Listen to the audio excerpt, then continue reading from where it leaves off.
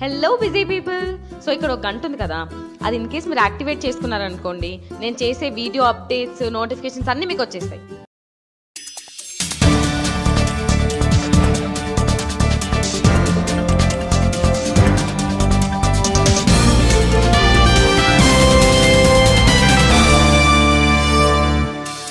నమస్కారం, జీటీవీ వార్తలకు స్వాగతం. ముందుగా ముఖ్యాంశాలు. పేదరికం నిర్మూలన టీడీపీతోనే సాధ్యమన్న ఎమ్మెల్యే ఆలపాటి. అభివృద్ధి నిరోధకులకు ఎన్నికల్లో బుద్ధి చెప్పాలంటూ పిలుపు.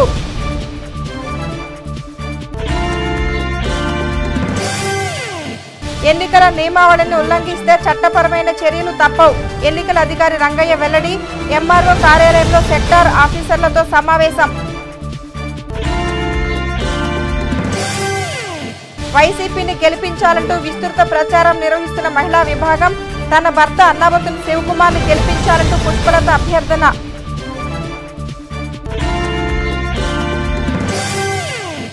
ఓటు వివరాలు తెలుసుకునేందుకు పురసేవ కేంద్రంలో ప్రత్యేక కౌంటర్ ఏర్పాటు. కమిషనర్ వెల్లడి. ప్రజలు సద్వినియోగం చేసుకోవాలంటూ పిలుపు.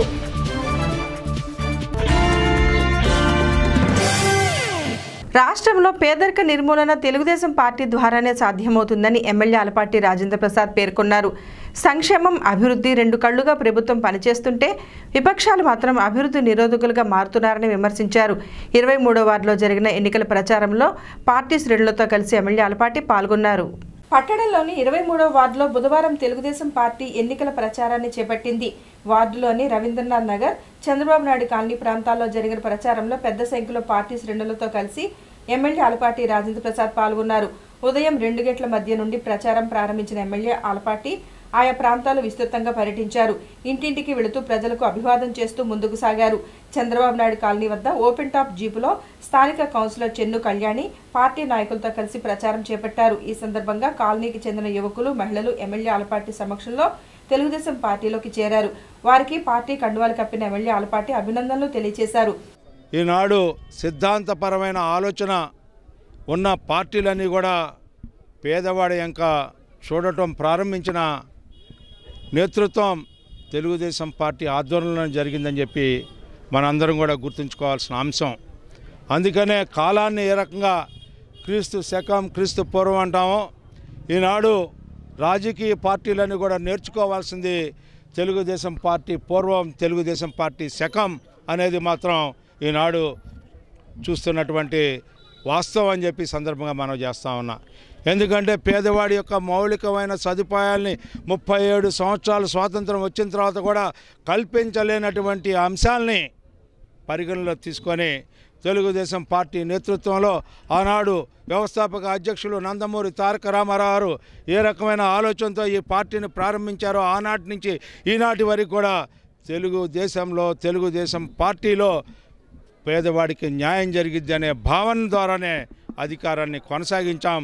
గతంలో 17 సంవత్సరాలు కానీ, ఈనాడు 5 సంవత్సరాలు కానీ సంక్షేమం ఒక పక్క, అభివృద్ధి ఇంకో పక్క, రెండు కళ్ళలాగా చూసుకుంటూ ఈ రాష్ట్రాన్ని అక్షరమాలలోనే కాకుండా అభివృద్ధి వైపు కూడా అగ్రభాగాన ఉంచాలని చెప్పి శత విధాల ఎవరు పడకపోయినా అభివృద్ధి నిరోధకులుగా మారినా, సహాయం చేయాల్సిన కేంద్ర ప్రభుత్వం సహాయం చేయకపోయినా, సహాయం చేయగలిగిన శక్తి లేకపోయినా, మాట వరుసకైనా మద్దతు పలకాల్సిన ప్రతిపక్షాలు, ఈ రాష్ట్ర అభివృద్ధికి తోడ్పడాల్సిన ఈ ప్రతిపక్షాలు తోడ్పడకపోయినా కూడా ఈనాడు అన్ని రంగాల్లో కూడా అభివృద్ధిని తీసుకువెళ్తూ, సంక్షేమాన్ని తీసుకెళ్తూ ఈ రాష్ట్రంలో ఏ రకమైన అభివృద్ధిని సాధించామంటే ఇవాళ ఎవరైతే మేము వ్యతిరేకిస్తున్న కేంద్ర ప్రభుత్వమే ఈనాడు మాకు 700 అవార్డులు రావడానికి మరి మేము పనిచేసడం వల్లే ఈనాడు అన్నిట్లో కూడా మేము ముందున్నామని చెప్పి మీకు మనం చేస్తా ఉన్నాం.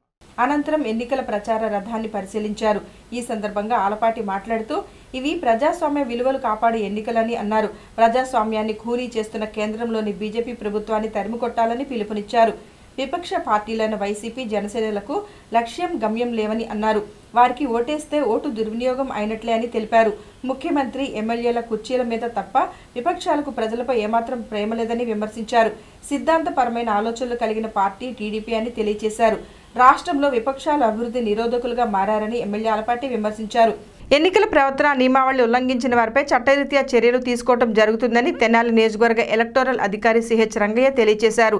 ప్రశాంత వాతావరణంలో ఎన్నికలు జరిగేలా అందరూ సహకరించాలని కోరారు. తహసీల్దార్ కార్యాలయంలో జరిగిన సెక్టార్ ఆఫీసర్ల సమావేశంలో మాట్లాడారు. తహసీల్దార్ కార్యాలయంలో బుధవారం సాయంత్రం ఎన్నికల సెక్టార్ ఆఫీసర్ల సమావేశం నిర్వహించారు.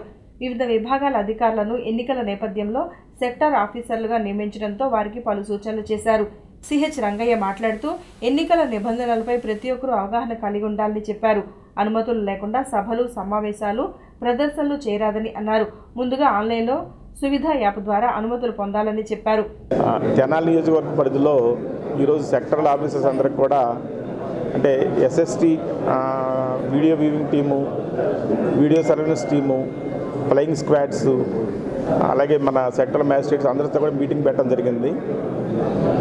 ఎలక్షన్ల విషయంలో ఈ నిబంధనలు పాటించిన వారి మీద చర్యలు తీసుకోవాల్సిన విషయం మీద అందరికీ కూడా అవగాహన కల్పించడం జరిగింది.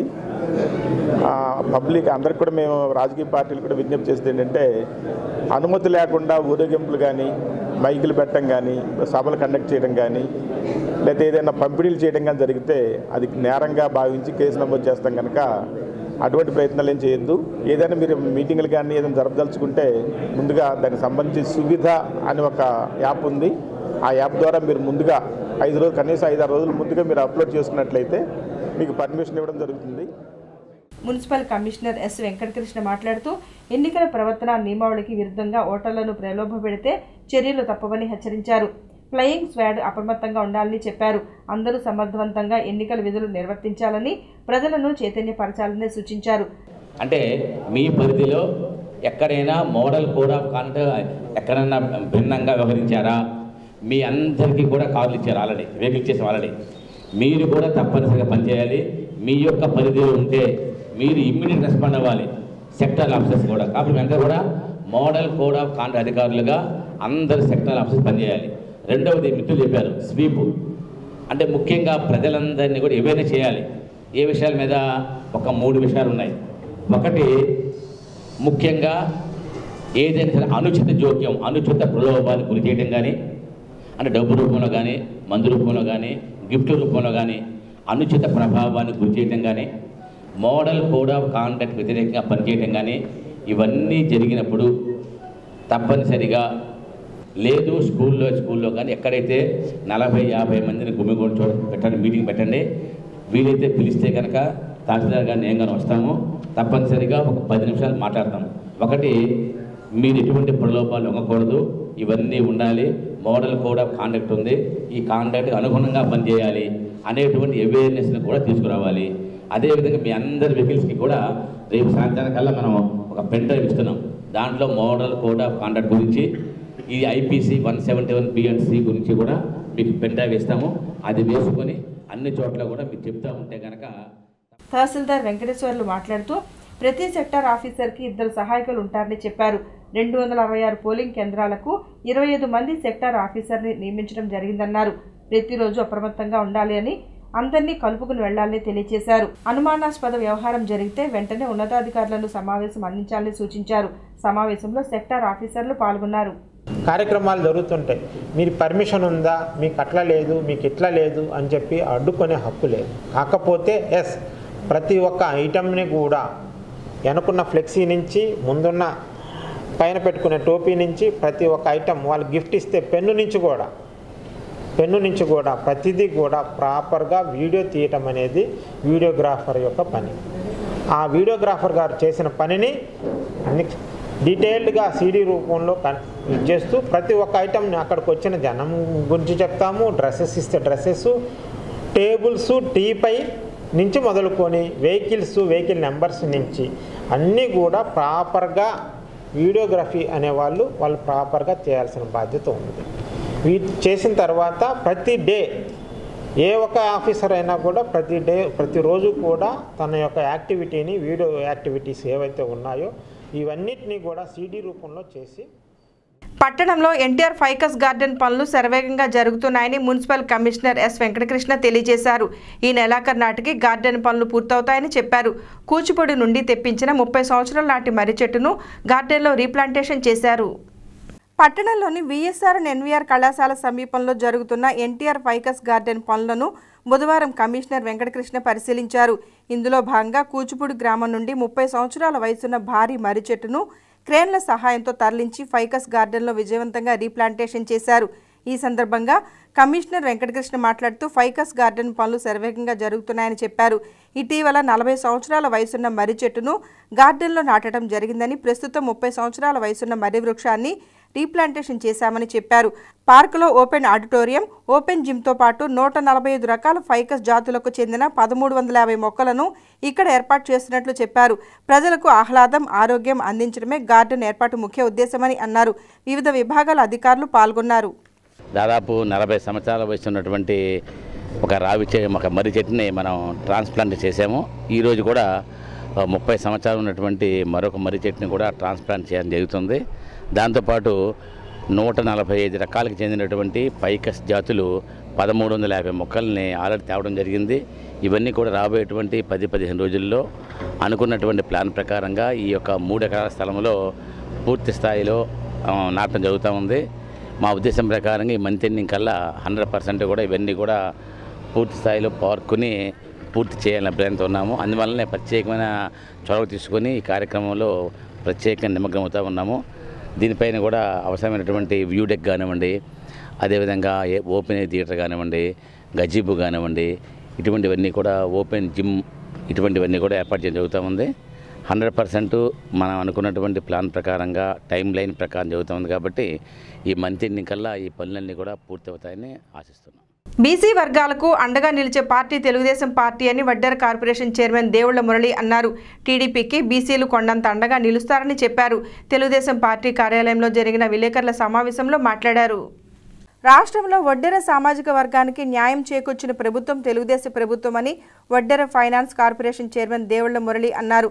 టీడీపీ కార్యాలయంలో ఏర్పాటు చేసిన విలేకరుల సమావేశంలో ఆయన మాట్లాడుతూ బీసీ అభివృద్ధికి నిరంతరం పనిచేస్తున్న ముఖ్యమంత్రి చంద్రబాబు నాయుడు ప్రతి సామాజిక వర్గానికి కార్పొరేషన్ ఏర్పాటు చేశారని అన్నారు. అదేవిధంగా బ్యాంకు రుణాలలో ₹1,00,000 సబ్సిడీ ఇచ్చి ఉపాధి అవకాశాలు కల్పించారని చెబుతూ ఆదరణ పథకం 2 క్రింద పనివృత్తిదారులకు పనిముట్లు అందజేయడం జరిగిందని అన్నారు. వడ్డర్లను ఎస్టీలో చేర్చేందుకు 173 జీవో ద్వారా ఒక తీర్మానం చేశారని మురళి చెప్పారు. వడ్డర్లు ఎక్కడగా ఎక్కువ శాతం ఉన్న వడ్డర్లని చైతన్యం చేస్తూ మరి అదేవిధంగా నాతోటి రాష్ట్ర పూసల బలిజ చైర్పర్సన్ సామ్రాజ్యమ్మ గారు, మరి ఈరోజు మా వడ్డర సామాజిక వర్గ రాష్ట్ర అధ్యక్షురాలు మల్లె విజయ గారు, రాష్ట్ర వడ్డర సంఘం అధ్యక్షులు మల్లి ఈశ్వరరావు గారు, మేమంతా రమాదేవి గారు, ఉప్పర అందరూ కూడా ఈరోజు తెలుగుదేశం పార్టీ గెలుపు కొరకు మరి ఎమ్మెల్యే శాసనసభ్యులు గెలుపు కొరకు నిజవర్గాలంతా కూడా పర్యటించాం. మరి గౌరవనీయులు రాష్ట్ర ముఖ్యమంత్రి గారు 25 నిజవర్గాలలో 91 మండలాలు వడ్డర్ల సామాజిక వర్గాన్ని రాష్ట్రం విడిపోయింది. 16,000 కోట్లు లోటు బడ్జెట్లో ఉంది. అయినా బీసీలకు ఇచ్చిన మాట నిలబెట్టుకోవాలని ఏకైక ముఖ్యమంత్రి నారా చంద్రబాబు నాయుడు. మరి ఈరోజు బీసీల అభివృద్ధి కోసం నిరంతరంగా పనిచేసిన ఏకైక ముఖ్యమంత్రి. మరి ఈరోజు ఆదరణ 2 తీసుకొచ్చి ఆదరణ 2లో అనేక పథకాలు, అది చంద్రబాబుతోనే తెలుగుదేశంతోనే వడ్డర్లకు అభివృద్ధి. ఈ రాష్ట్రానికి ఎంతోమంది ముఖ్యమంత్రులు మారారు, ఎంతోమంది ప్రభుత్వాలు మారినాయి, అయినా వడ్డర్లు తలరాత్రం మట్టుకు మారలేదు. ఒక్క చంద్రబాబు నాయుడు తన తెలుగుదేశం పార్టీతోనే మారిందని. ఎందుకంటే స్వతంత్రం వచ్చిన తర్వాత వడ్డర్ల ఆత్మగౌరవానికి చైర్మన్ ఇచ్చి డైరెక్టర్లు నియమించింది. రెండోది మా ప్రధాన డిమాండ్, మా వడ్డర్ని ఎస్టీలో చేర్చాలని. మరి ఆనాడు ప్రభుత్వాలు ఎన్నో కోరాం, అయినా మమ్మల్ని పట్టించుకోలేదు. మరి గౌరవనీయులు రాష్ట్ర ముఖ్యమంత్రి గారు వడ్డర్లని ఒక తీర్మానం చేసి సమావేశంలో సగల రాష్ట్ర మహిళా అధ్యక్షురాలు కొండా రమాదేవి, మల్లె ఈశ్వరరావు, మల్లె విజయ, కావిటి సామ్రాజ్యమ్మ తదితరులు పాల్గొన్నారు. పట్టణ పరిధిలోని ప్రజలందరూ తమ ఓటు హక్కును వినియోగించుకునే విధంగా అన్ని చర్యలు చేపడుతున్నామని మున్సిపల్ కమిషనర్ ఎస్ వెంకటకృష్ణ తెలియజేశారు. మున్సిపాలిటీలోని పురసేవ కేంద్రంలో ఓటు వివరాలు తెలుసుకునేందుకు ప్రత్యేక కౌంటర్ ఏర్పాటు చేసినట్లు తెలిపారు. ప్రజలు ఫోన్ ద్వారా గానీ నేరుగా వచ్చి గానీ ఓటు వివరాలను తెలుసుకోవాలని చెప్పారు. మున్సిపల్ కార్యాలయంలోని పురసేవ కేంద్రంలో పట్టణ పరిధిలోని ఓటర్ల వివరాలు తెలుసుకునే విధంగా బుధవారం నుండి ప్రత్యేక కౌంటర్ని ఏర్పాటు చేశారు. ఓటర్లు తమ ఓటు ఉందో లేదో తెలుసుకోవడంతో పాటు పోలింగ్ కేంద్రం వివరాలు కూడా తెలుసుకునే విధంగా ఏర్పాట్లు చేశారు. మున్సిపల్ కమిషనర్ వెంకటకృష్ణ కౌంటర్ని సందర్శించి సిబ్బందిని అడిగి వివరాలు తెలుసుకున్నారు. కార్యాలయంలోని 08644227085 ఫోన్ నెంబర్కి వచ్చిన కాల్స్ను కమిషనర్ వెంకటకృష్ణ స్వయంగా స్వీకరించి ప్రజలతో మాట్లాడారు. వారి పేరు, వివరాలు, గుర్తింపు కార్డు నెంబరు తెలుసుకుని ఓటు ఏ కేంద్రంలో ఉందో తెలియజేశారు. కమిషనర్ మాట్లాడుతూ 2019 సార్వత్రిక ఎన్నికల్లో ప్రజలు తమ ఓటును వినియోగించుకోవాలని సూచించారు. ఓటుకు సంబంధించిన అపోహలు తొలగించే విధంగా మున్సిపాలిటీలో ప్రత్యేక కేంద్రం ఏర్పాటు చేసినట్లు తెలిపారు. ప్రజలు తమ ఓటు వివరాలను తెలుసుకుని అనుమానాలు నివృత్తి చేసుకోవచ్చని కమిషనర్ తెలియజేశారు. ప్రజలందరికీ కూడా ఓటు హక్కు ఉందా లేదా, తమ ఓటు ఉందా లేదా అనే అనుమానాలు కొంతమందిలో ఉన్నాయి. అటువంటి వాళ్ళందరూ కూడా మా మున్సిపాలిటీకి సంబంధించిన ఒక నెంబర్ ఇవ్వడం జరిగింది. ఆ నెంబర్కి ఎనీ టైం 24 అవర్స్ అందుబాటులో ఉంటుంది. ఆ నెంబర్కి ఫోన్ చేస్తే కనుక మీ యొక్క ఓటు ఎక్కడ ఉంది, ఏ పోలింగ్ స్టేషన్లో ఉంది, పోలింగ్ స్టేషన్ పేరేంటి, ఏ సీరియల్ నెంబర్లో ఉంది, ఇవన్నీ కూడా ప్రజలందరికీ తెలియజెప్పడం కోసం తెనాలి పురపాలక సంఘంలో పురసేవా కేంద్రంలో ప్రత్యేకించి కౌంటర్ ఏర్పాటు చేయబడింది. డైరెక్ట్గా వచ్చైనా ఎంక్వైరీ చేయొచ్చు, లేదంటే ఫోన్ ద్వారా కూడా ఎంక్వైరీ చేస్తే కనుక ఇమీడియట్ చెప్తాము. వాళ్ళకి ఆల్రెడీ ఓటు ఉంటే, డౌట్ ఉంటే కనుక ఎపిక్ నెంబర్ చెప్పచ్చు. లేని పక్షంలో వాళ్ళ యొక్క పేరు చెప్పినా కూడా పేరుని బట్టి కూడా మనం సెర్చ్ చేసి వాళ్ళకి ఓటు ఎక్కడ ఉంది, ఆ పోలింగ్ స్టేషన్ నెంబరు, ఆ బూత్ పేరు అన్నీ చెప్పే అవకాశం ఉంది. కాబట్టి దయచేసి ప్రజలందరూ కూడా ఈ అవకాశాన్ని. వైఎస్ఆర్ కాంగ్రెస్ పార్టీ ఎన్నికల ప్రచారం పట్టణంలో విస్తృతంగా జరుగుతోంది. పార్టీ సమన్వయకర్త అన్నాబతన శివకుమార్ సతీమణి పుష్పలత మహిళలతో కలిసి ఎన్నికల ప్రచారాన్ని నిర్వహించారు. ప్రతి ఇంటికి వెళుతూ వైసీపీకి మద్దతు తెలిపి శివకుమార్ను గెలిపించాలని కోరారు. పట్టణంలోని 20వ వార్డు పరిధిలో వైఎస్ఆర్ కాంగ్రెస్ పార్టీ 2వ రోజు ఎన్నికల ప్రచారాన్ని బుధవారం నిర్వహించారు. శివకుమార్ సతీమణి అన్నాబతన్ పుష్పలత మహిళలతో కలిసి వార్డులో పర్యటించారు. షరాబజార్ ప్రాంతంలోని పలు నివాసాలకు వెళ్లి వైఎస్ఆర్ కాంగ్రెస్ పార్టీ మేనిఫెస్టోను వివరించారు. నవరత్నాల పథకాన్ని స్థానికులకు తెలియజేశారు. ఈ సందర్భంగా మున్సిపల్ మాజీ చైర్పర్సన్ దొడ్డగ సీతామహాలక్ష్మి మాట్లాడుతూ మంగళవారం నుండి 19, 20 వార్డులో ఎన్నికల ప్రచారం నిర్వహించినట్లు తెలిపారు. ప్రజల నుండి తమకు సాదర స్వాగతం లభిస్తోందని చెప్పారు. వైఎస్ జగన్ రాష్ట్ర ప్రజల సంక్షేమం కోసం చేస్తున్న కృషిని ప్రజలందరూ గమనిస్తున్నారని అన్నారు. వైఎస్ఆర్ కాంగ్రెస్ పార్టీని గెలిపించుకోవాలని కోరారు. ముందు పథకాలు కూడా చాలా బాగున్నాయి కదా, మన వైఎస్ఆర్ గారు పెట్టినవి, జగన్ బాబు గారు పెట్టినవి చాలా బాగున్నాయి. జగన్ బాబు గారు పెట్టినవి కూడా మేము చెప్తున్నాము. నవరత్నాలు పథకం మరి బాగా పిల్లలకి చాలా బాగుందని, మాకు స్పందన మాత్రం చాలా బాగా వస్తుంది. మమ్మల్ని చాలా గౌరవంగా చూసుకుంటున్నారు వార్డులో వాళ్ళందరూ కూడా. మహిళా నాయకురాలు సామ్రాజ్యం మాట్లాడుతూ వైసీపీ ప్రచారానికి ప్రజల్లో స్పందన బాగుందని చెప్పారు. శివకుమార్కు ఈసారి అవకాశం కల్పించి గెలిపిస్తామని ప్రజలు చెబుతున్నారని అన్నారు. ఫ్యాన్ గుర్తుకు ఓటు వేసి ఆశీర్వదించాలని కోరారు. పలువురు మహిళలు, కార్యకర్తలు పాల్గొన్నారు. 19 కంప్లీట్ చేసి 20వ వార్డులోకి వచ్చాము. స్పందన బాగుంది. ఒక్కసారి అవకాశం ఇచ్చి చూస్తామండి కొత్త వాళ్ళకి అని చెప్పి అంటున్నారు. ఇంతకుముందు గతంలో వేసున్న వాళ్ళకి మళ్ళీ కొత్త వారికి అవకాశం ఇచ్చి చూడాలని చెప్తుంటే బాగా చేస్తామని చెప్తున్నారు. ఫ్యాన్ గుర్తుకు ఓటేసి మీరందరూ గెలిపి. జనసేన పార్టీ ఆధ్వర్యంలో పట్టణంలో ఎన్నికల ప్రచారాన్ని ప్రారంభించారు. పార్టీ నాయకులు, యువత పలు ప్రాంతాల్లో పర్యటిస్తూ పార్టీ సిద్ధాంతాలను ప్రజలకు వివరించారు. ఎన్నికల్లో జనసేన పార్టీ పూర్తి మెజార్టీ సాధించి అధికారంలోకి వస్తుందని ధీమా వ్యక్తం చేశారు. పట్టణంలోని షరాబజార్లో జనసేన పార్టీ నాయకులు, కార్యకర్తలు బుధవారం ఎన్నికల ప్రచారాన్ని చేపట్టారు. షరాబజార్ ప్రాంతంలోని బంగారు నగల తయారీ దుకాణాలకు వెళ్లి కార్మికులను ఓట్లు అభ్యర్థించారు. జనసేన పార్టీకి మద్దతు తెలిపి గెలిపించాలని కోరారు. ఈ సందర్భంగా పార్టీ మైనార్టీ నాయకుడు షేక్ ఇస్మాయిల్ మాట్లాడుతూ పట్టణ కమిటీలో తనకు పదవి కల్పించినందుకు ధన్యవాదాలు తెలిపారు. తమ ప్రచారానికి ప్రజల నుండి స్పందన లభించిందని చెప్పారు. పార్టీ సిద్ధాంతాలను, జనసేన లక్ష్యాన్ని ప్రజలకు వివరిస్తున్నామని తెలిపారు. జనసేన అధినేత పవన్ కళ్యాణ్తో పాటు నాదెండ్ల మనోహర్ని గెలిపించాలని కోరారు. ఆయన ఏ గుర్తు మీద పోటీ చేస్తున్నారనేది జనం అందరికీ క్లారిటీగా అర్థమయ్యేటట్టు పార్టీ యొక్క సిద్ధాంతాలు, పార్టీ అధికారంలో వస్తే ఏదైతే జనసేన పార్టీ అధికారంలోకి వస్తే ఏవైతే అమలు చేసిద్దో హామీలు అవన్నీ ప్రజలకు తెలియజేయడం ముఖ్య ఉద్దేశంతో ఈరోజు మేము ఉదయాన్నే మొదలుపెట్టాము. ప్రతి ఒక్క షాప్కి వెళ్తున్నాము. ఈ బంగారపు గొట్ల బజార్లో జరుగుతున్న ఈ కార్యక్రమంలో ప్రతి ఒక్కరు హుషారుగా పాల్గొంటున్నారు. ఇందులో జన సైనికులు, అలాగే యూత్ ప్రెసిడెంట్లు అందరూ పాల్గొన్నారు. స్పందన జనం నుంచి అపూర్వంగా ఉంది. మాకు ఈరోజు కాన్ఫిడెన్స్ వస్తుంది. నాదెండ్ల మనోహర్ గారు ప్రచార కార్యక్రమంలో బి యశ్వంత్ నాయుడు, దివ్యల వెంకనాయుడు, రాగా గోపీచంద్, చదలవాడ వేణు, రవికాంత్ తదితరులు పాల్గొన్నారు. ముస్లిం మైనార్టీల సంక్షేమం వైఎస్ఆర్ కాంగ్రెస్ పార్టీ ద్వారానే సాధ్యమని ఆ పార్టీ మైనార్టీ నాయకుడు దుబాయ్ బాబు పేర్కొన్నారు. 26వ వార్డుకి చెందిన ముస్లింలు అన్నాబతుని శివకుమార్ సమక్షంలో వైసీపీలోకి చేరారు. గంగానమ్మపేటలోని వైఎస్ఆర్ కాంగ్రెస్ పార్టీ కార్యాలయంలో బుధవారం సాయంత్రం పలువురు ముస్లింలు వైఎస్ఆర్ కాంగ్రెస్ పార్టీలోకి చేరారు. 26వ వార్డుకి చెందిన సయ్యద్ ముజీబ్ అతని మిత్రబృందంతో కలిసి అన్నాబతుని శివకుమార్ సమక్షంలో వైసీపీలోకి చేరారు. పార్టీలో చేరుతున్న వారికి పార్టీ కండువా కప్పి శివకుమార్ అభినందనలు తెలియజేశారు. ఈ సందర్భంగా పార్టీ మైనార్టీ నాయకుడు దుబాయ్ బాబు మాట్లాడుతూ ముస్లిం మైనార్టీలకు అండగా వైఎస్ఆర్ పార్టీ నిలుస్తుందని చెప్పారు. పార్టీ పట్ల అందరూ పూర్తి విశ్వాసంతో ఉన్నారని అన్నారు. ఎన్నికల్లో మైనార్టీలందరూ కలిసికట్టుగా అన్నాబతుని శివకుమార్ని గెలిపించుకోవాలని కోరారు. ముజీబ్ భాయ్ తెలుగుదేశం పార్టీ నుండి వైఎస్ఆర్ కాంగ్రెస్ పార్టీలో అన్నాబతుని శివకుమార్ గారి నాయకత్వంలో ఈరోజు పనిచేయడానికి వారు ముందుకు వచ్చారు. అలాగే ఈరోజు చూస్తే మైనార్టీ సోదరులు ఎంతో ఉత్సాహంగా వైఎస్ఆర్ పార్టీ వైపు చూసి ప్రతి ఒక్కరూ ఒకళ్ళు చూసి ఈ పార్టీని ఎట్లయినా గెలిపించుకోవాలి, అన్నాబతుని శివకుమార్ గారిని బలోపేతం చేద్దామని ప్రతి మైనార్టీకి అంగనం కట్టుకొని ఈరోజు అన్నాబతుని శివకుమార్ గారి సయ్యద్ ముజీబ్ మాట్లాడుతూ టీడీపీ పాలనలో మైనార్టీలకు అభివృద్ధి ఫలాలు అందలేదని అన్నారు. కేవలం నాయకులకు మాత్రమే పథకాలు అందించి సామాన్యులకు మోసం చేస్తున్నారని చెప్పారు. వైసీపీ ద్వారానే పేదలకు న్యాయం జరుగుతుందని తెలిపారు. కానీ కింద స్థాయి దగ్గర నుంచి పనిచేసినప్పుడు వార్డుల ప్రజలకి వాళ్ళు అనుకున్న విధంగా నేను న్యాయం చేయలేకపోయాను.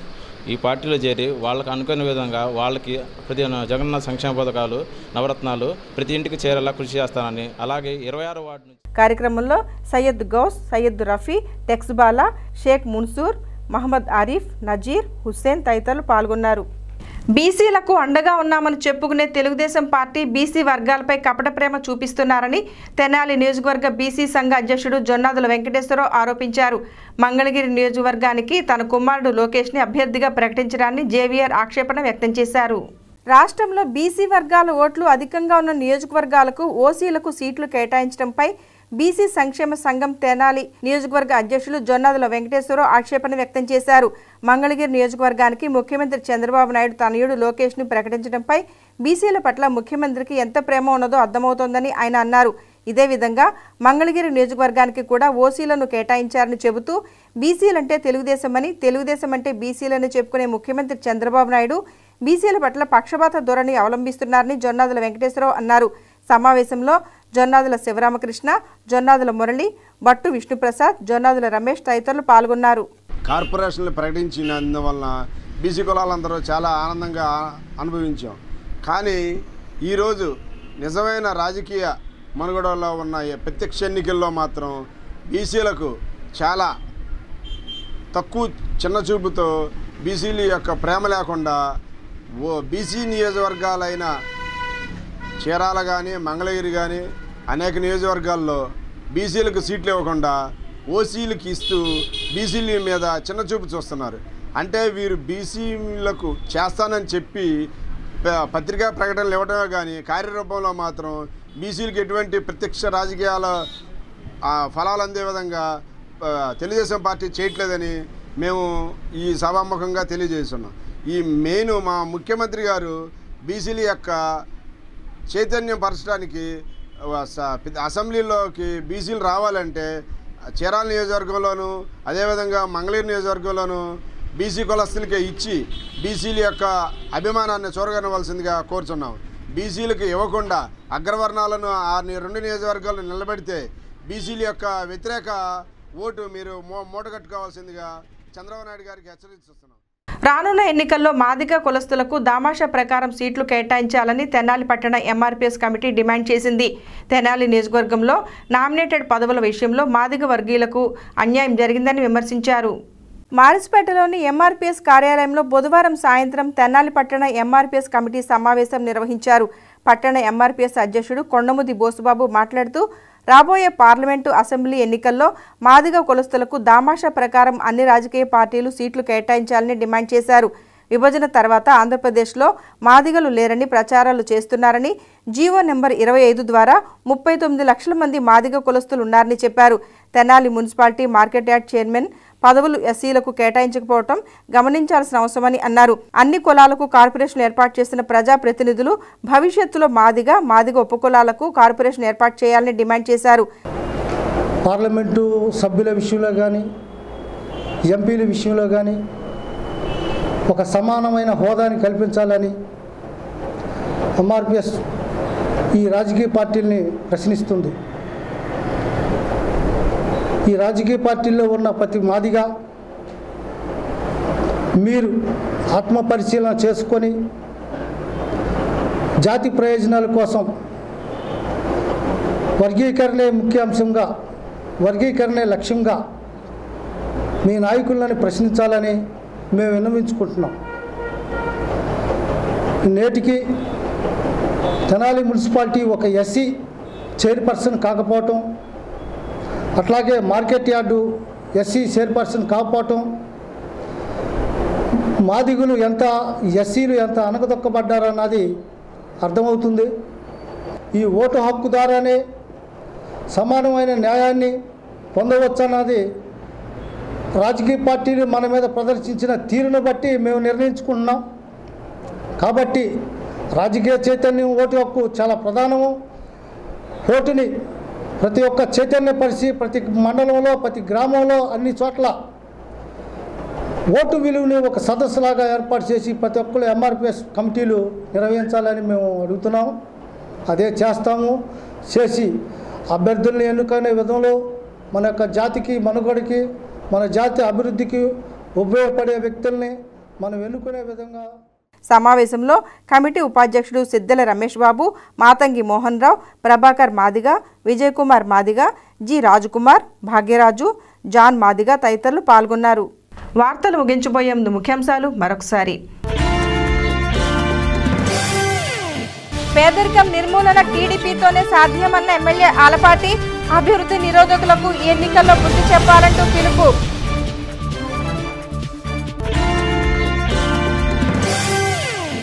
ఎన్నికల నియమావళిని ఉల్లంఘిస్తే చట్టపరమైన చర్యలు తప్పవు. ఎన్నికల అధికారి రంగయ్య వెల్లడి. ఎంఆర్ఓ కార్యాలయంలో సెక్టార్ ఆఫీసర్లతో సమావేశం. వైసీపీని గెలిపించాలంటూ విస్తృత ప్రచారం నిర్వహిస్తున్న మహిళా విభాగం. తన భర్త అన్నాబతుని శివకుమార్ని గెలిపించాలంటూ పుష్పలత అభ్యర్థన.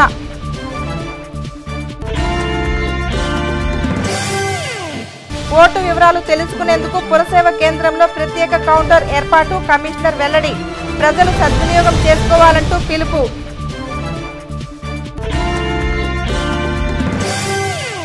ఈ వార్తలు ఇంతటితో సమాప్తం. నమస్కారం.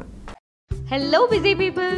సో ఇక్కడ ఒక గంట ఉంది కదా, అది ఇన్ కేస్ మీరు యాక్టివేట్ చేసుకున్నారనుకోండి, నేను చేసే వీడియో అప్డేట్స్, నోటిఫికేషన్స్ అన్నీ మీకు వచ్చేస్తాయి.